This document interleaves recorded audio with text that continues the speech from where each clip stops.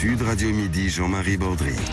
C'est un record cette année, le nombre de salariés qui ont démissionné de leur CDI. On n'avait jamais vu ça, plusieurs centaines de milliers. Est-ce que le salarié est en train de reprendre le pouvoir sur l'employeur ou sur le recruteur? C'est la question qu'on se pose autour de ce phénomène qui nous vient des États-Unis, qu'on a appelé la grande démission. Pourquoi les Français démissionnent de leur CDI? On en parle avec nos deux invités. Jean-Claude Delgen, bonjour à vous. Bonjour. Vous êtes président de Technologia, qui est un cabinet d'évaluation et de prévention des risques professionnels. Vous êtes aussi auteur de ce livre, Idées reçues sur le burn-out.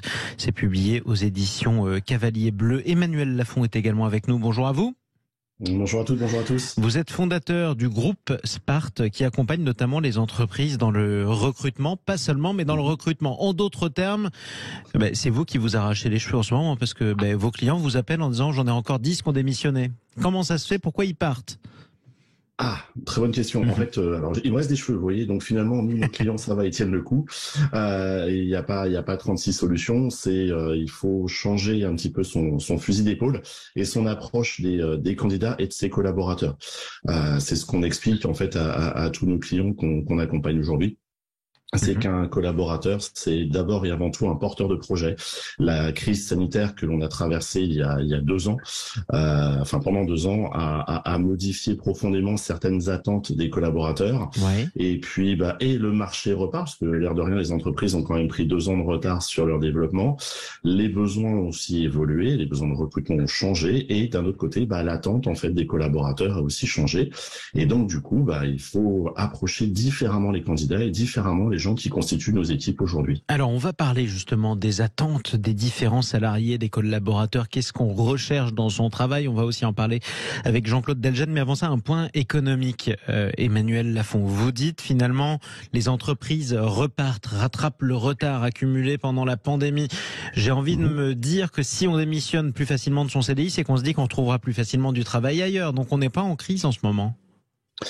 Non, on n'est pas en crise et aujourd'hui, vous regardez les médias, vous regardez Internet, on vous dit que les recrutements sont repartis à la hausse, que les entreprises ne trouvent plus personne. D'ailleurs, si vous allez faire vos courses, vous allez voir peut-être certaines boutiques qui sont fermées, comme j'en ai découvert une à côté de Perpignan, fermées pour cause de pas de candidats. Donc en fait, ils peuvent pas ouvrir sur les horaires qu'ils veulent, donc ils sont obligés de fermer. Donc on voit que même sur les postes, pourtant je dirais classiques, de vendeurs en boutique, il y a des sociétés qui n'y arrivent pas.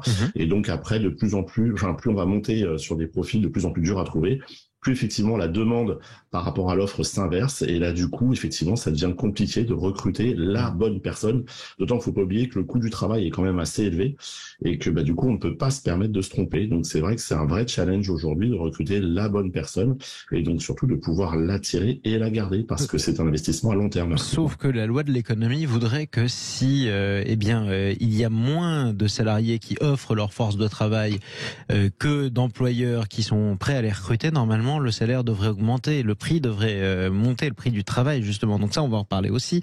Est-ce qu'il faut payer davantage les salariés? D'abord, Jean-Claude Delgen, les attentes. On est plus prêt à travailler dans n'importe quelles conditions, lesquelles? Ce qu'on peut dire déjà, c'est qu'effectivement, il y a eu une révision du rapport au travail avec la pandémie, si vous voulez, il y a quelque temps, avec la mise en place du confinement en mars 2020. On a eu ce qu'on appelle, en termes sociologiques, une dysrythmie sociale, c'est-à-dire le fait que les milliers de gens qui ont des habitudes, qui ont des routines et qui sont connectés à des rythmes sociaux, ces milliers de gens-là ont perdu d'un coup ces routines et ces habitudes. Ça a eu 2 effets.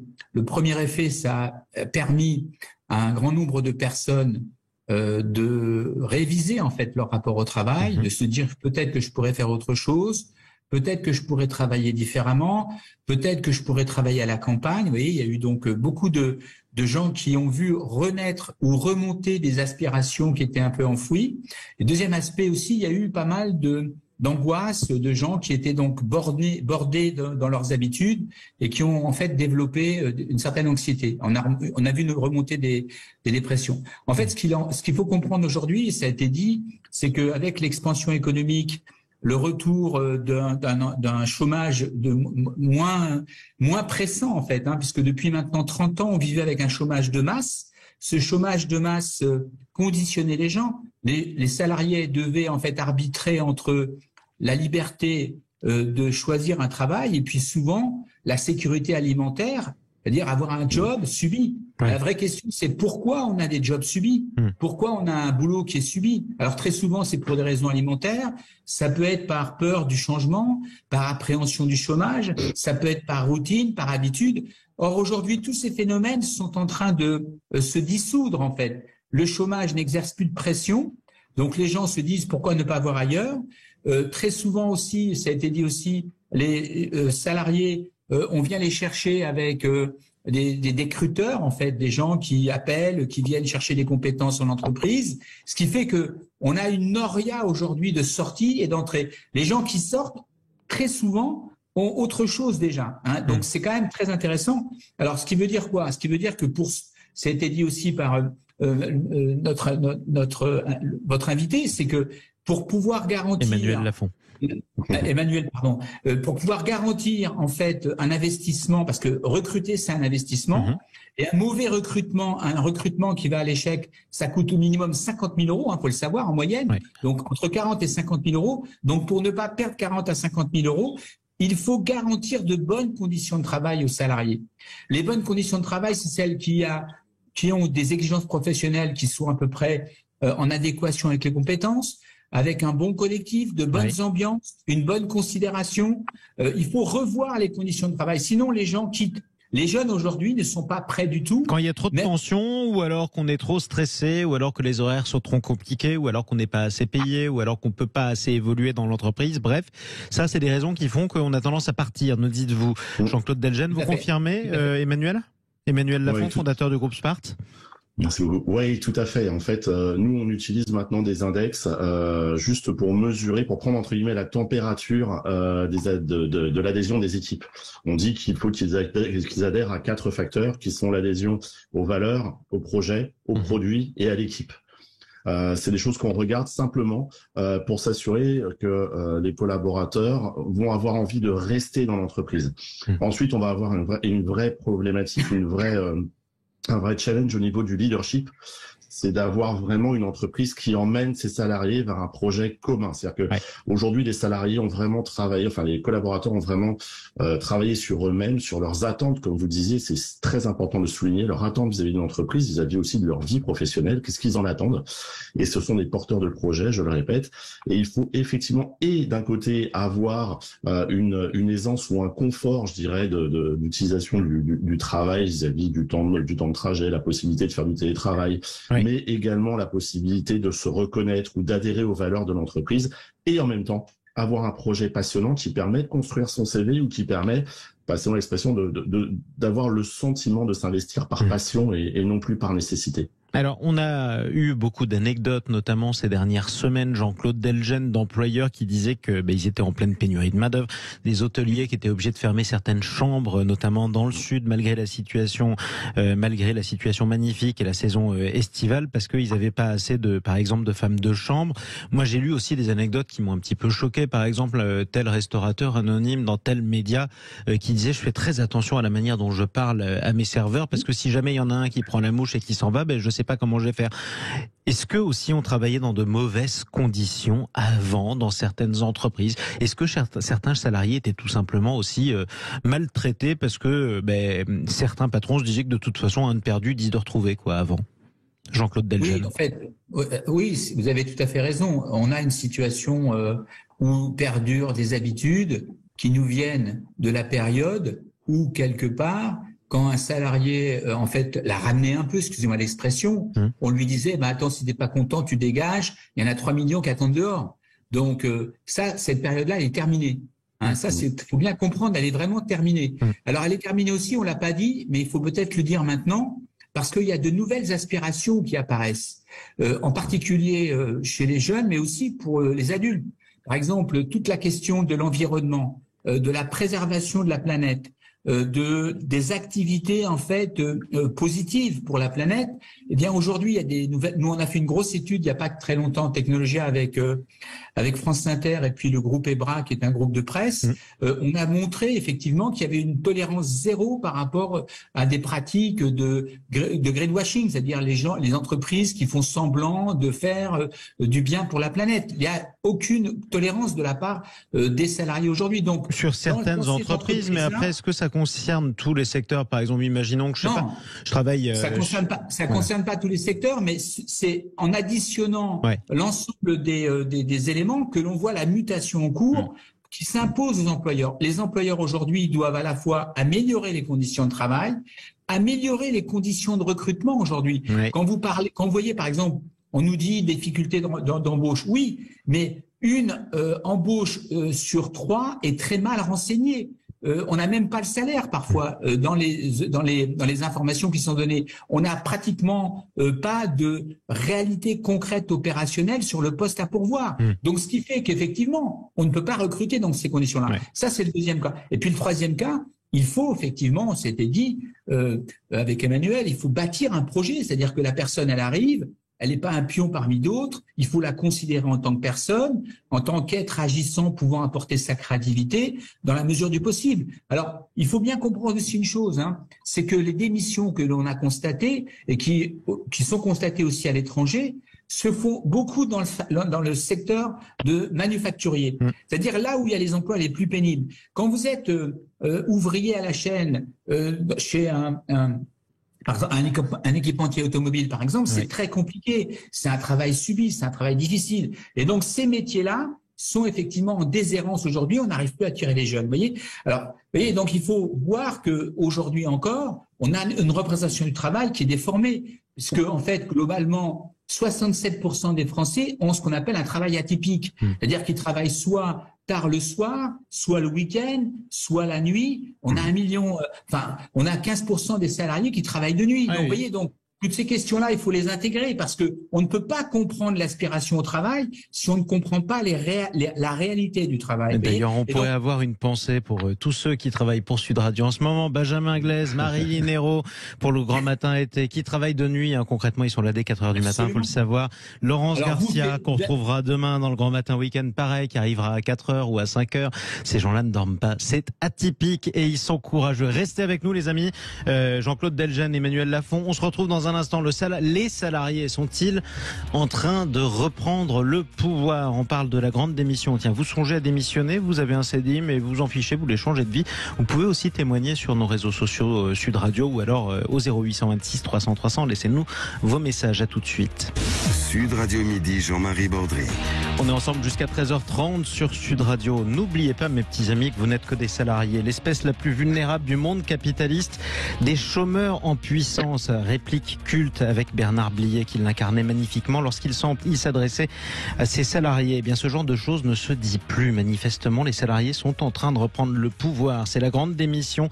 Des centaines de milliers de salariés français ont quitté leur CDI cette année. On en parle avec Jean-Claude Delgen, directeur général de Technologia. Nous sommes également en direct sur Sud Radio avec Emmanuel Lafont, fondateur du groupe Spart, qui aide notamment les entreprises dans leur recrutement.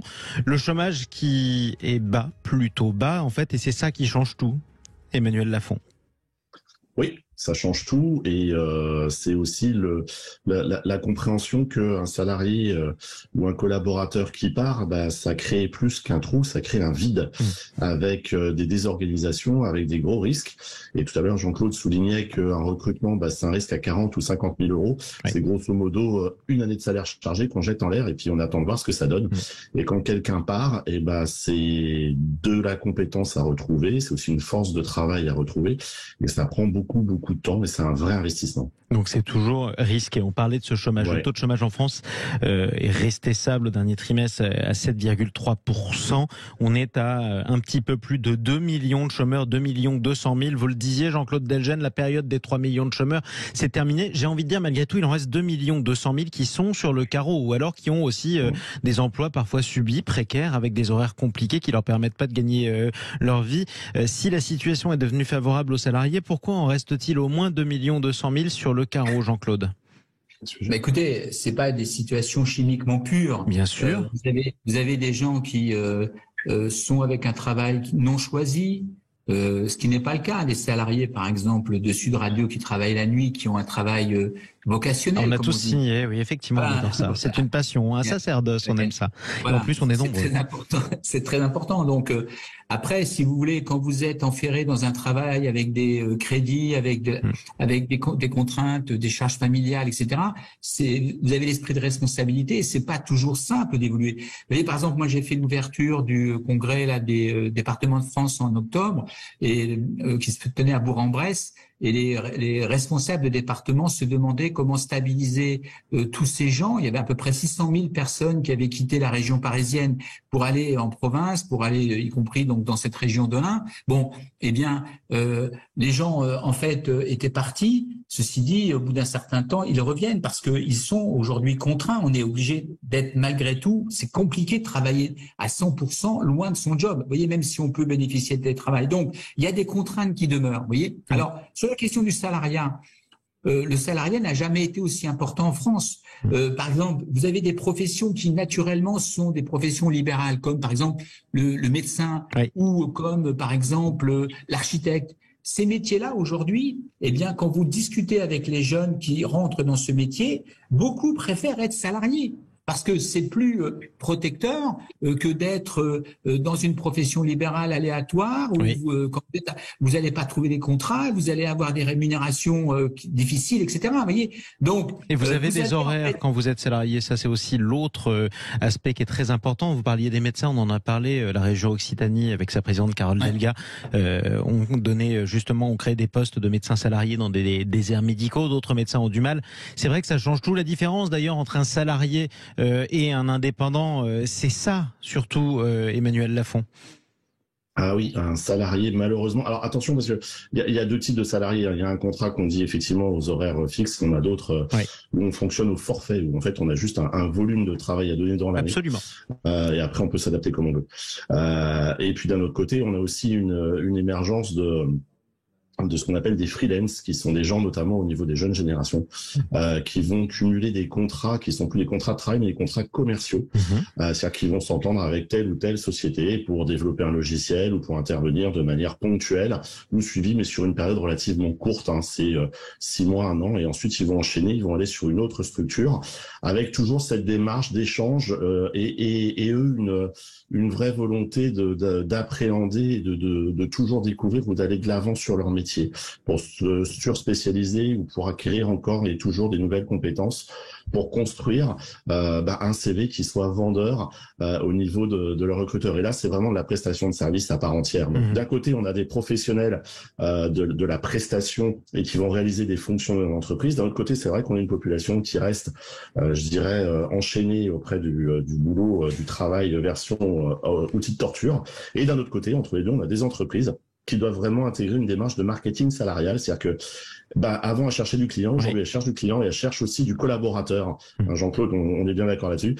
Elle cherche du collaborateur et ça, il faut adopter la même démarche de satisfaction que ce qu'on peut avoir vis-à-vis d'un client. Exactement. Ça, c'est le travail d'équipe et c'est important. Je vous pose la même question qu'à Jean-Claude Dalgène, Emmanuel Lafont. Qu'est-ce qu'on fait malgré tout? On a dit le chômage baisse, il a baissé, il reste bas alors que la situation économique est pourtant extrêmement inquiétante et qu'on sort d'énormes turbulences. On espère que ça va durer. Malgré tout, qu'est-ce qu'on fait des 2 200 000 qui restent sur le carreau toujours, qui sont les chômeurs français? Alors, je rejoins Jean-Claude sur toutes ces analyses. Je dirais qu'en plus, on a des adhérences au niveau du marché. On a des adhérences notamment au niveau géographique, c'est-à-dire qu'il faut faut aider les gens aussi à se déplacer.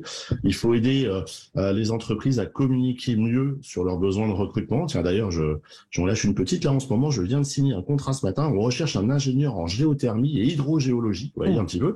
Et là, typiquement, dans l'offre, il est prévu 50% de télétravail ou même d'un télétravail quasiment à 100%, c'est totalement envisageable. C'est dans quelle région? Du package. Là, c'est sur Paris, c'est une start-up que j'ai connue au travers d'HEC, parce que j'interviens toujours à HEC. Et voilà, typiquement, on recherche ce genre de profil. C'est un salaire à 40, 55 000 euros par an, donc c'est plutôt pas mal. Oui. Et on a besoin de trouver un ingénieur en géothermie et hydrogéologie pour la rentrée. Il y a un certain nombre d'ingénieurs qui peuvent nous écouter sur Sud Radio, peut-être pourquoi pas du côté du bassin aéronautique autour de Toulouse. 0826 300 300, vous laissez vos messages et puis on vous donnera les coordonnées d'Emmanuel Lafont si vous souhaitez postuler un chercheur, notamment en géothermie. C'est le moment, ça peut servir. Un conseil avec Jean-Claude Delgen, justement. J'ai un CDI depuis longtemps, un travail, je sais pas si je l'aime pas ou si je l'aime bien, mais a priori ça se passe correctement, mais parfois j'ai ce petit frisson, suis-je au bon endroit? Est-ce que je dois partir ou pas? Regarder ailleurs ou pas? Tout dépend en fait de l'âge que vous avez, premièrement. Tout dépend de l'évolution professionnelle de votre métier. Si vous êtes, par exemple, dans un métier qui est en forte tension, c'est évident que vous avez peut-être intérêt à prendre l'option. Enfin, il y a des milliers de situations singulières, en fait, parce que si vous avez un conjoint qui bosse, qui a un boulot à peu près sécure et qui vous soutient, vous pouvez prendre le risque. Si vous êtes dans une situation un peu précaire tous les deux, attention. Enfin, voyez, donc il faut vraiment faire attention. Alors, sur la question du plein emploi, il faut savoir que sur la question des 2 millions, en fait, on est à peu près à 7-8% aujourd'hui. C'est ça, 7,2. Descendre en dessous 5%, c'est compliqué parce que vous avez un chômage qu'on appelle frictionnel qui est normal quasiment. Entre ceux qui partent, ceux qui attendent de revenir, effectivement. Voilà. Bon, si on arrive à 5, ce sera historique parce que moi, vous voyez, ma génération dans les livres d'histoire a jamais connu ce genre de chiffre du chômage quand même. On parlait des 20 piteuses, on en est à 40 piteuses après les 30 glorieuses. Donc si ça peut revenir, ce sera merveilleux. Merci à tous les deux d'être intervenus sur Sud Radio. Jean-Claude Delgen, qu'on entendait à l'instant, président du cabinet Technologia, qui fait de l'évaluation et de la prévention des risques professionnels. Je rappelle votre livre, Idées reçues sur le burn-out, notamment, c'est publié aux éditions Cavalier Bleu. Merci à vous, Emmanuel Lafont, fondateur du groupe Spart, qui accompagne les entreprises dans leur recrutement. La journée continue sur Sud Radio. D'abord, on embrasse Thomas qui nous a appelé au 0826 300 300 depuis Toulouse et qui assistera avec la personne de son choix à ce beau match TFC Lorient au Stadium Toulouse dimanche à 15h. Quoi qu'il en soit, on se retrouve tout de suite avec les clés d'une vie. Jacques Pétis et son invité Catherine Ney.